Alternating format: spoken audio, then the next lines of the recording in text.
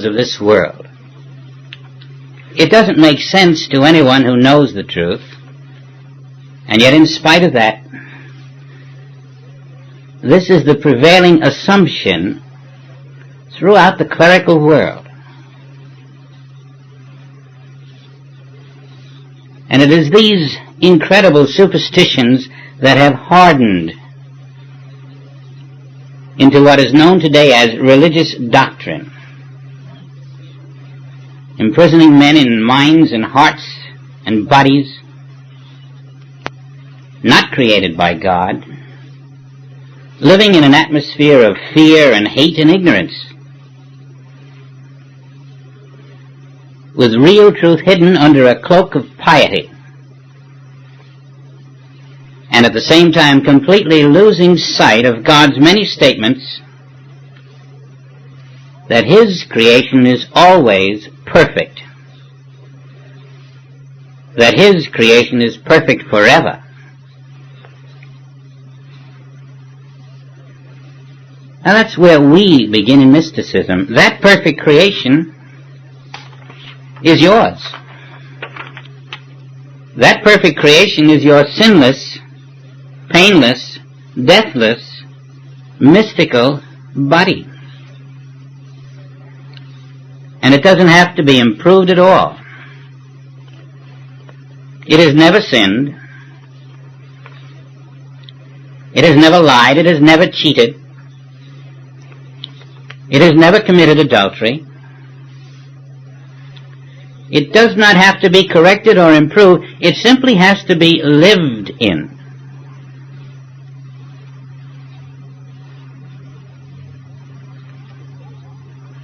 It was that mystical body of Moses that delivered hidden manna to the Israelites in the wilderness. And it was the mystical body of Enoch that enabled him to walk right off the earth and to leave no physical body behind him. It was a breathtaking glimpse of the mystical body of mankind that gave Abraham the courage and the confidence to bind his dear son Isaac, to place him on a pile of wood, and to be ready to offer him as a burnt offering to God. As we take this from a material viewpoint, we lose it. But if we see it for what it was intended to say, as a dramatic symbol, as secret Spirit's way of teaching us that Abraham had reached the realization that God life is never in a mortal body. That's all it was saying. Spirit was demonstrating that in order to find your mystical body, you must be willing to cast your material concept of body into the flame of Spirit. Again, when Shadrach, Meshach, and Abednego were cast into a fiery furnace, the prophet Daniel was revealing the mystical body of man, which can never be destroyed. And so a mysterious fourth man appeared in the fire, and the king said, "Who is this mysterious man? Why are these men still alive, and who is that fourth man?" And all the princes of the realm were assembled to see this great thing.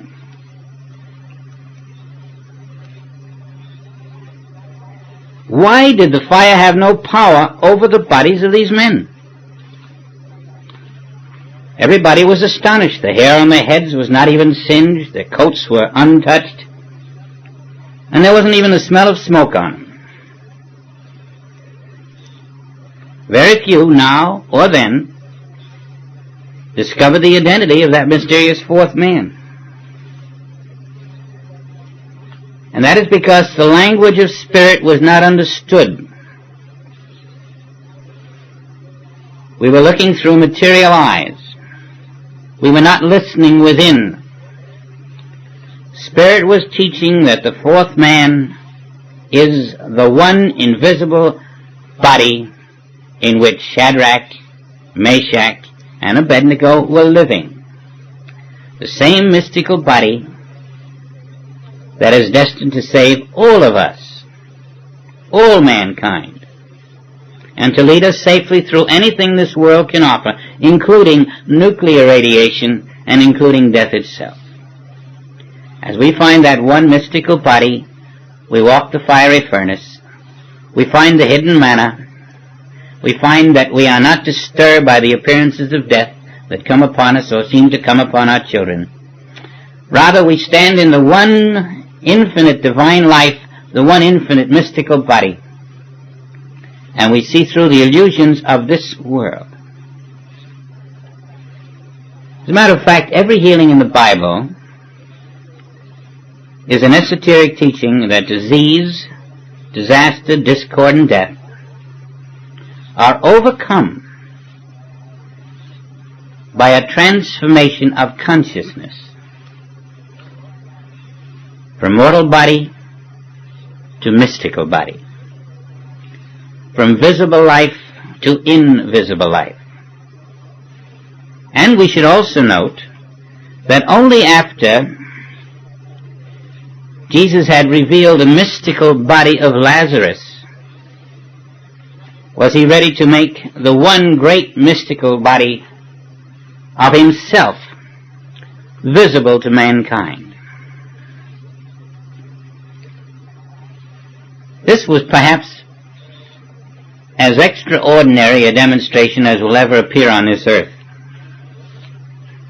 One of the great, vital, divine teachings in the history of all religions.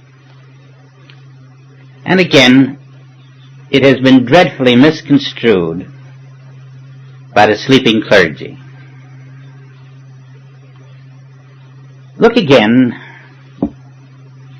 and you find a teaching so powerful that it can change our present civilization. We have been taught by many that Jesus took John and Peter and James to the Mount of Transfiguration because they were the most prepared of all his disciples. Now there's another reason, even more important. And if you want to experience your own mystical body, you will have to have a better understanding of why Jesus took these three disciples. John represents love. Love without any form of condemnation. A love that sees the love of God even where the world sees evil. Pure love, without opposite. Peter represents faith. Faith in the power and presence of God. A faith, though, that is so great that even though Peter may not see God, even though God is invisible, that faith inspires deeds, because Peter's faith in the invisible divine presence enabled him to become, ultimately, one of the great teachers of Christianity. Now, James represents total commitment, the commitment of your human selfhood totally out of the way so that you can live in spirit without opposite. And it was James who first sacrificed his human life, as you know, and became a martyr in the cause of Christianity. Now, these three qualities, love, faith to perform deeds of divine purity, even without the evidence of a physical God or a presence of God, and then the commitment to spirit, these are your basic qualities, your basic equipment that enable you to move out of a dying body of mortal flesh into your immortal, mystical body of eternal spirit. So that's why James accompanied Peter and John, and the three of them witnessed on the Mount of Transfiguration one of the most important events in all religious history. Years later, recalling that very spellbinding event,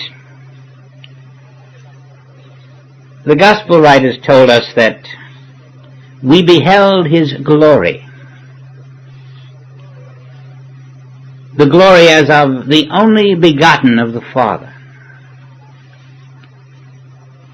His countenance was altered. His face did shine as the sun. His clothing became whiter than white. We were eyewitnesses of his majesty. These are the phrases that have come down through the ages. And we ask ourselves, was that the whole story? Have we caught it? Have we understood why he charged them to tell no man what they had seen, until the Son of Man be risen again from the dead? Do we know what happened on that mount that could not be told until his resurrection from the dead? Perhaps we can try, at least, to go deeper than the mere words. Christ had awakened the 3 disciples from mortal sleep. He had lifted them above mortal sense, above material sense, above humanhood, above body consciousness, and now they were in soul consciousness. They were seeing what eyes cannot see that look out from a human skull. They were seeing soul pictures now, not mental images of the human mind. And with these soul pictures, instead of words, Christ was piercing the universal veil of illusion that has blinded man to the presence of eternal life. It's as if he was saying, now open your inner eye. Look through the eye of the soul. And now behold. Behold the invisible creation of God.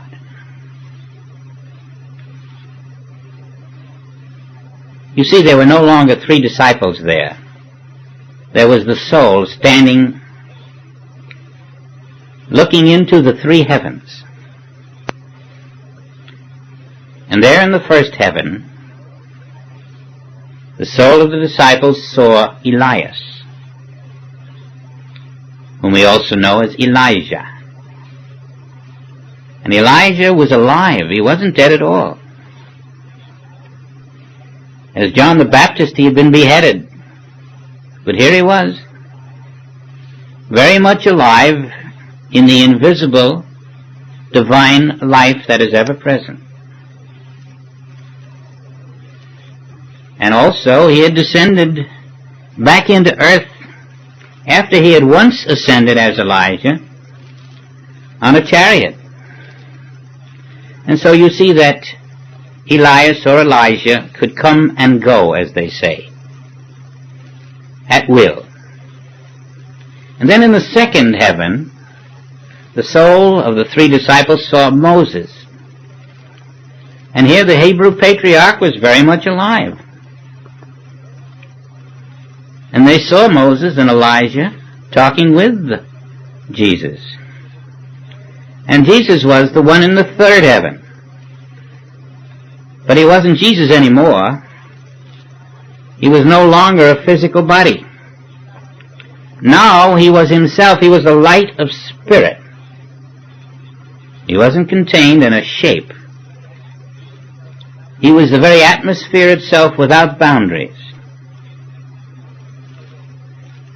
Now in this soul experience, the disciples of love, faith, and commitment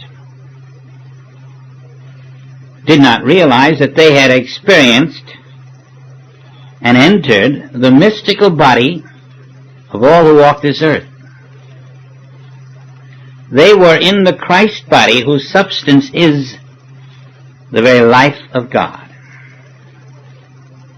At that time they couldn't know that the life of this mystical body was the life of every man and woman who walks this earth. Nor could they even begin to suspect the eternal qualities of perfection that lay hidden in this invisible divine life, ready to bless all who have the vision and the courage to overcome their false sense of mortal life in bodies of temporary flesh. And so Christ said to them, "Tell the vision to no man until the Son of Man be risen from the dead."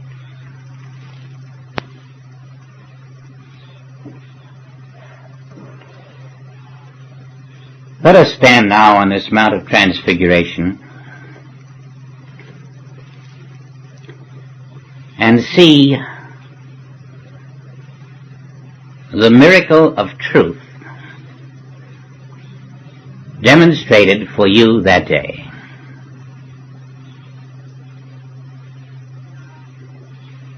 With human eyes they had seen Jesus.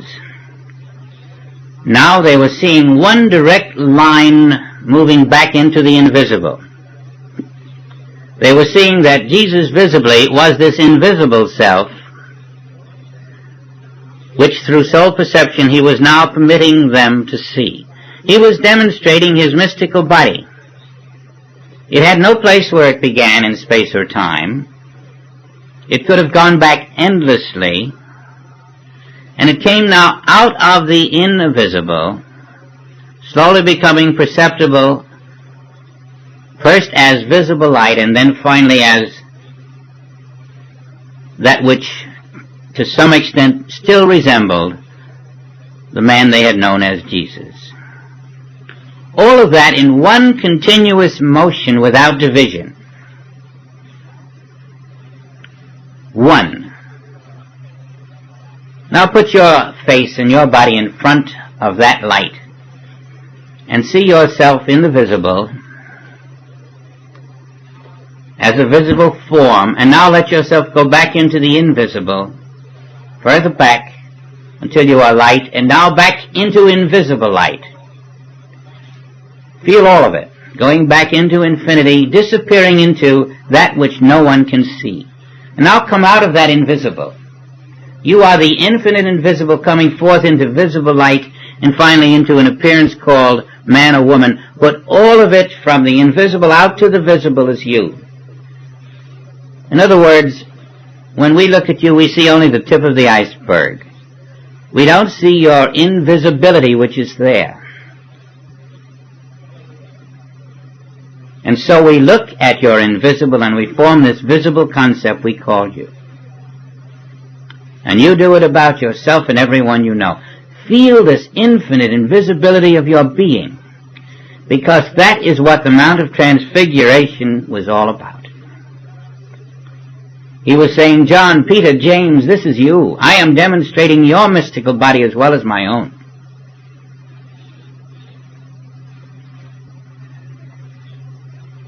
And as you rest there, as you feel the glory, as you know yourself to be the infinite invisible, you are opening yourself to the teaching of Christ that you are invisible life in an invisible body of spirit, that you are eternal being right now, and that all this invisible universe here and now is you.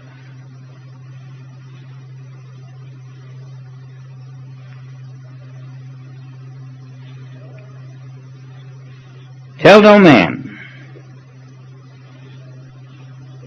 these things you have seen until the Son of Man be risen again from the dead. It has another meaning, you see. When you know yourself to be that living spirit, then the Son of Man rises within you from the deadness of the mortal grave that we live in. You become alive with the Spirit. And the rising of the Son of Man in you is your conscious realization of identity.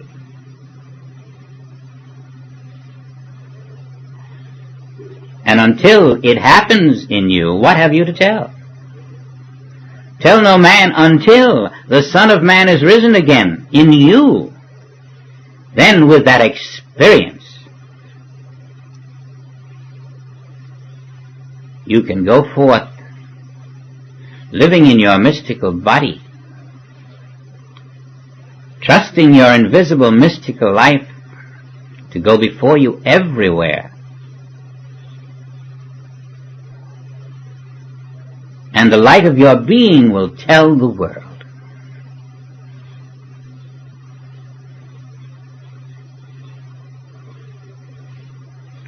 Only the crucifixion was a higher point in the demonstration of Christ.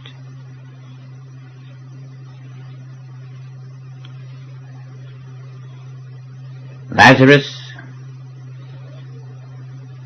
was restored to his mystical body and could walk out of a tomb. The life had never died. The invisible life was always living. And immediately after this was demonstrated, the Master took his disciples to the mount to show him how it had been done. He had simply brought forth the invisible light body into the visible. And there was Lazarus again. He was saying, do it yourself. And then to show that nothing could take away that invisible light body, he said, crucify the physical form you see, and you will see that I'm still here. Destroy this body temple, and in 3 days, I will still be right here showing you another body. Why? Because those 3 days are the 3 heavens you just saw. That's where I lived. In the 5th, 6th, and 7th days of Genesis, we find the 3 heavens, the 3 invisible worlds, which are one world, which are your mystical body now.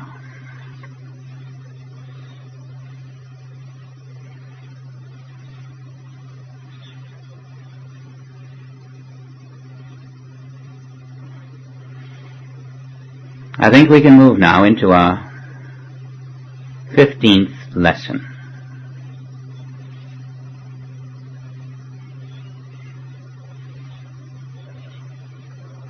I think if you want to write me about some of your experiences this past month, I would be very happy to learn what you went through. One woman wrote and said that on a trip to Texas, on a plane, they were told by the pilot that for the next 100 miles there would be a great deal of turbulence, and be prepared for it. They were going to go through it. They had no choice, or they decided that was the thing to do anyway.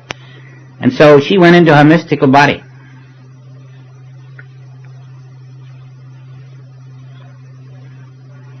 She felt that she could not describe the joy of the experience because she wasn't in the plane at all, you know. And I won't tell you that the plane was in her either, because she was beyond a plane. She was in her invisible life over those so-called 100 miles. She was alert. She had a companion, her husband. He too felt no turbulence. They didn't feel this rush of air you get when you came down. Nobody on the plane seemed to be aware of any turbulence, and when they landed, neither she nor her husband felt the contact with the earth.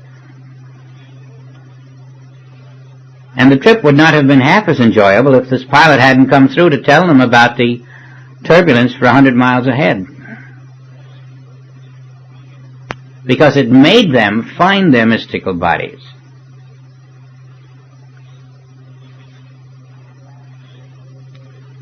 Now for the last 30 or 40 days we've been working with weather. There was a great deal of work put on in certain areas, and hopefully we have had a successful series of meditations.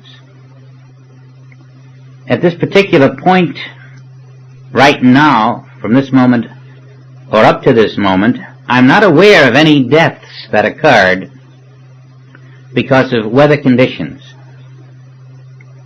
I read about 2 in Indonesia, from an earthquake. 2 were killed about 20 days ago in Indonesia from an earthquake. But outside of that, even when I read about the fires, I read they were contained. And I looked and scanned each word in the print of the paper. Who died? Who died? Who died? They never reported a death. And so I like to feel, and hope it's true, that together we have been instrumental in unseeing weather conditions. Certainly we've learned a good deal, that we can be sure of. Now we want to continue those 8 o'clock meditations, and our subject is transportation. Airplanes, automobiles, ships at sea, people swimming in the ocean. Now we want to learn how to do it correctly, because in this world work, it must be repeated again and again. We are not trying to remove conditions. That's the best way to multiply them. And so catch this little trick or technique, which is very important, not only in these meditations, but in your healing work. Perhaps I'll review it from a personal body standpoint so you get the idea more readily. The person comes to you with a backache. They're moaning. And you love them. At least you want to get rid of it for them.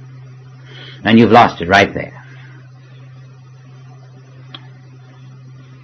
Now let's look back at the lessons today. We were talking about the mystical body and the invisible mystical life. The life of God. And so you know that the life of God does not have a backache, and the body of God does not have a backache. And that God is all. God is all life. God is the only body. There is only one body. Now where are you going to get rid of a backache? The minute you try to, you've denied the allness of God, the allness of divine life, the allness of the one infinite mystical body of spirit. You have come right under the hypnosis of matter. And now, hypnotized by matter, you're going to try to remove the backache. You're right back, seeing serpents in a tree in your backyard and trying to get rid of the serpents. And you can try all day. They won't leave the tree because they're not there. You can't get rid of that backache because it's not there. Maybe someday you can tell that to the patient. Right now, if you try to, they say, well, then what do I want to come to you for? If you can't get rid of my backache, I'll go to someone who can. There's a chiropractor who can do it. And there's someone else who can do it. And the medical profession knows all about how to handle backaches. And so, tell no man. Someday you'll find there's somebody you can tell. You can say, look, let's face it, you don't have arthritis. You think you have. You don't even have an ulcer, you think you have. Now you can't do that with most people, but there are some you can do it with, and they'll listen to you. And don't be surprised if they finally agree with you that they don't have arthritis and don't have an ulcer. And it won't be because your mind is more powerful than theirs. It'll be because you have risen above the temptation to accept the appearance. And you may be thinking, well, that's pretty superficial stuff. Wait till we get into brain tumors. Wait till we get into other malignancies in the body. You can't dismiss those by saying you don't have them. Yes, you can. God does. God is too pure to behold iniquity. Is the Son of God any different? There is one life and one body. And that mystical body is your body, and it is the body of your patient, though the patient knows it not. And if you want to help, the only help you can give is to know the truth. That's first step number 1 on our transportation meditations. Know the truth. Know the truth before the accidents. Know the truth that the life of God is not going to be in an accident. Know the truth that the life of God is all there is out there. That's all that's there. The life of God is where the plane seems to be with 273 passengers. Only the life of God is there. Only the mystical body is there with the life of God governing it. Know the truth that the life of God is where every driver of an automobile appears to be. There may be millions of cars on the road, but there is only one life, and you are the one who knows it. There is only one body, and you are the one who knows it. And that body can never be in an accident. That life can never smash up. Now, you're either in the mystical consciousness or the material consciousness. And during this month, we want to see that the life of God is where the ocean is. And everybody can be running to the beach and into the high waves, but only the life of God is there, only the one mystical body. And finally, it's the one mystical body in which this world appears to be. And it is your body. It is where the oceans are, where the sky is, where the automobiles are driving. And then when you're meditating during the July 4th weekend, by that time you should be ready, really in high gear, rolling along, knowing the truth so well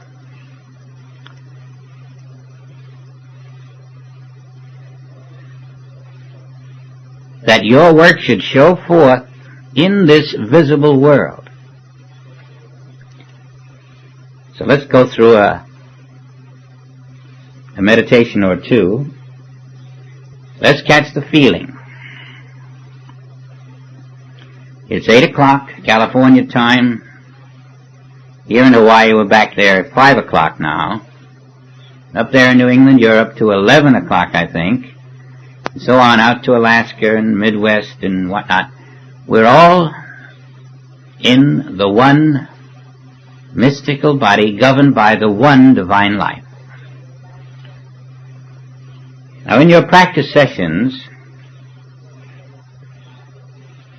before you get into the July 4th weekend, take your 13th lesson of this tape and really fine-comb it. Know it so well that all of the principles mentioned there are put into practice in this meditation.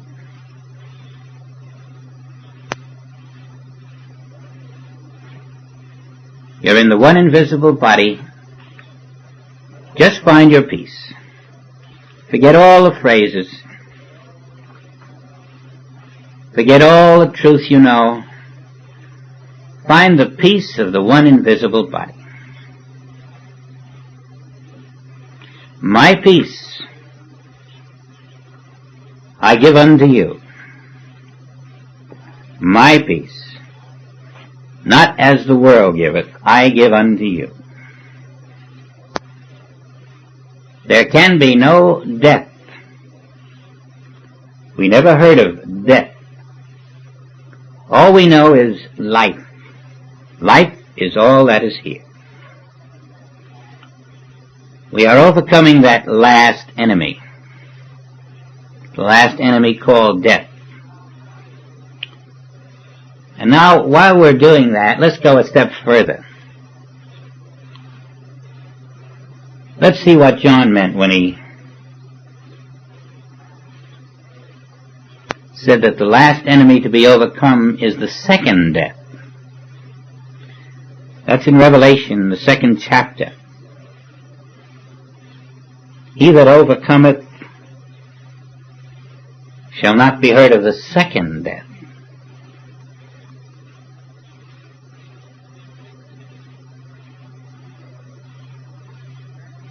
He had already disclosed that the eternal life of God is the life of all men.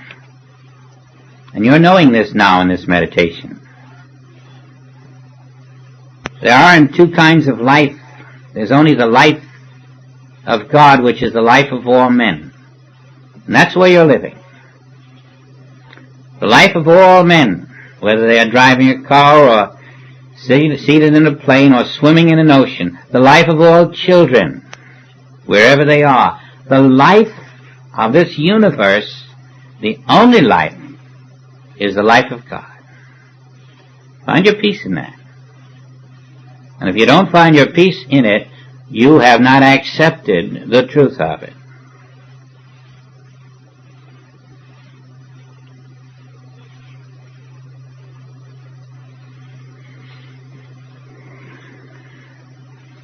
What is that second death?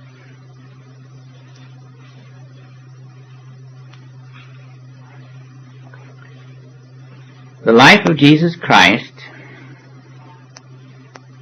demonstrated by Jesus Christ, is the life of every passenger on every plane. The life of every motorist driving a car. The life of every passenger in a car. All transportation, air, land, and sea, is an image in mind. We are living in the one invisible life, not in a moving vehicle.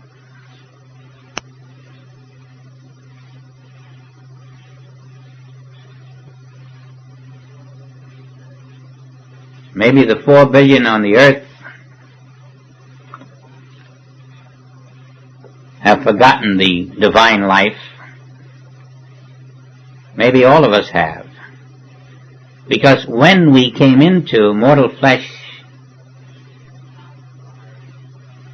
we stepped out of our original divine life. We are all the one life and always have been. And then through mortal birth, we departed from the consciousness of eternal life. That mortal birth became dead to spirit through a false consciousness. That is the first death. All human birth is the first death in the eyes of the mystic, because it is a departure from the one eternal life. But we never did depart. We simply gave a sense of reality to a form, which we then continued to live in. And only when this form dies are we in the second death. John wanted us to know that.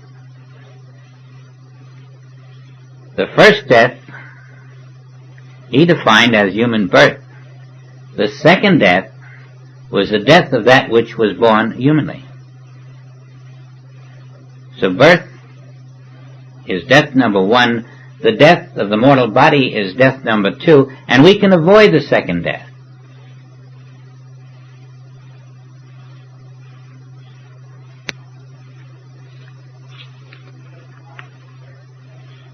If you become part of the first resurrection, says John, you can avoid the second death. And that is what we want to do in this meditation for the world. We want to show that the second death is unnecessary. We're only using transportation as a way of demonstrating to ourselves and to the world silently that the knowledge of the one invisible divine life everywhere, as your life and my life, accepted within, flowing now through your infinite, invisible, mystical body, is the only life out there. And when the glorious peace comes upon you, you are entering the first resurrection.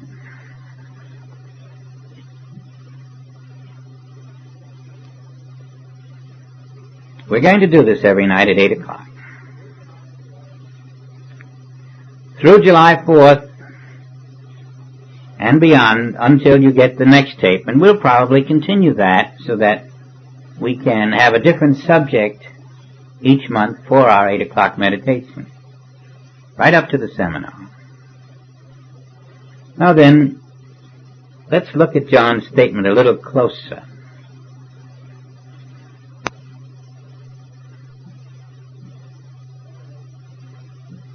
I think it's in Revelation 20 or 21. Yes, here it is. Chapter 20, verse 6. Blessed and holy is he that hath part in the first resurrection. On such the second death hath no power, but they shall be priests of God and Christ.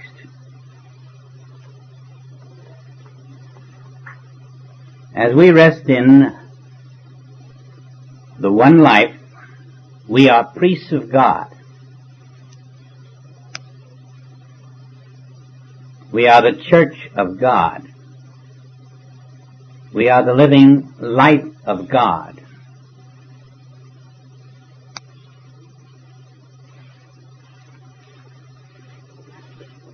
And something is happening within us silently, invisibly, changing the conditions of earth, removing the discords and disharmonies, the fears and the hates,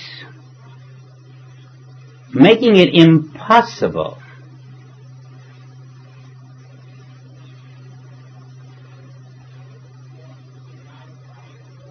for this form to be guided by the world mind into those catastrophes that have engulfed the world.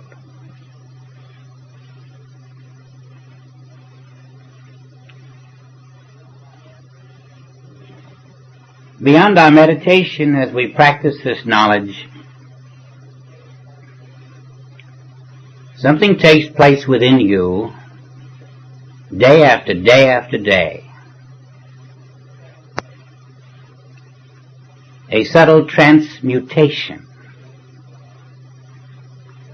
replacing your false sense of body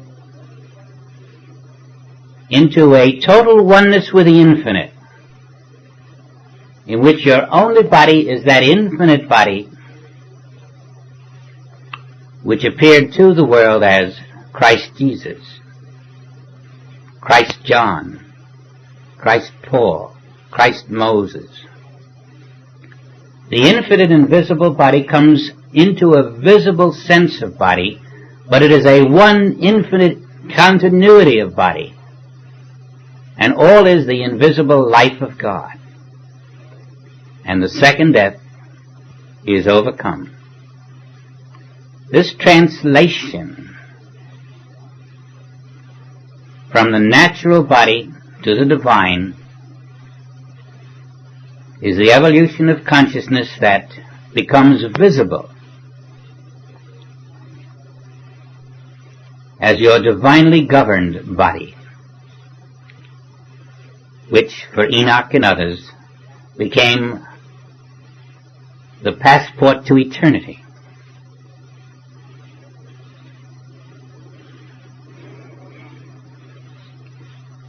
We are no longer going to continue as bodies of clay, subject to conditions of the world. Not if we're willing to give up those sense bodies in exchange for the mystical body.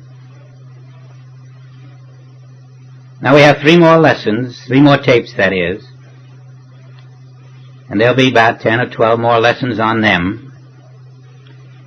And their purpose will be to help you maintain the conscious, continuous awareness so totally that even when you're not trying to think about it, it's there. Just like you're conscious of air, without being conscious of it, you know it's there. Just like your hands move on the brakes and your feet on the pedals of a car without really taking thought. So we learn the meaning of take no thought for your body. Take no thought for your life. There will come a time when you won't have to take thought. A time when thought does its own thing and you are consciously only that body, only that life. Years and lifespans of habit as a human organism are thus erased from consciousness. The veil is lifted. Behold, the new self emerges without the taint of a second consciousness, a second body, a second life. Now these meditations on transportation are just as important for you as they are for those whom you are trying to walk with in the truth. And I think it's a good way to start your children off into this work a little higher than they have been. Let them meditate with you about transportation. Let them become conscious of the invisible life. Teach it to them.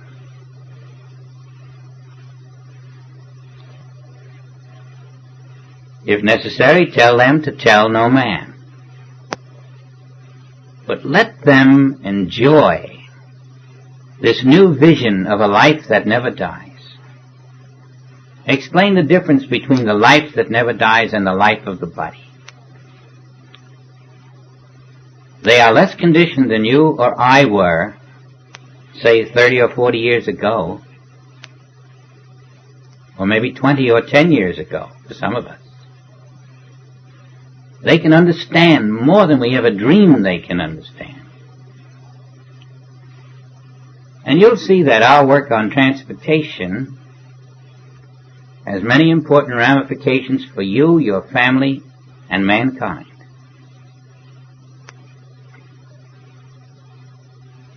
The 13th lesson is a summary of the higher principles that you must practice. The 12th lesson is the giving up of the body. The 14th lesson is transfiguration, taught by Jesus to his 3 disciples, taught by Jesus to all disciples throughout the world who bring forth love, faith, and commitment, and taught by you to those who come within the perimeter of your consciousness, whether they know you or not.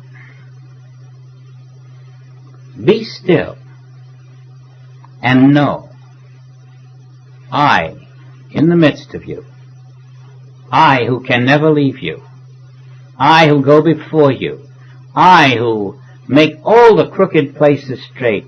I am your infinite divine life. And I function through your infinite mystical body of spirit.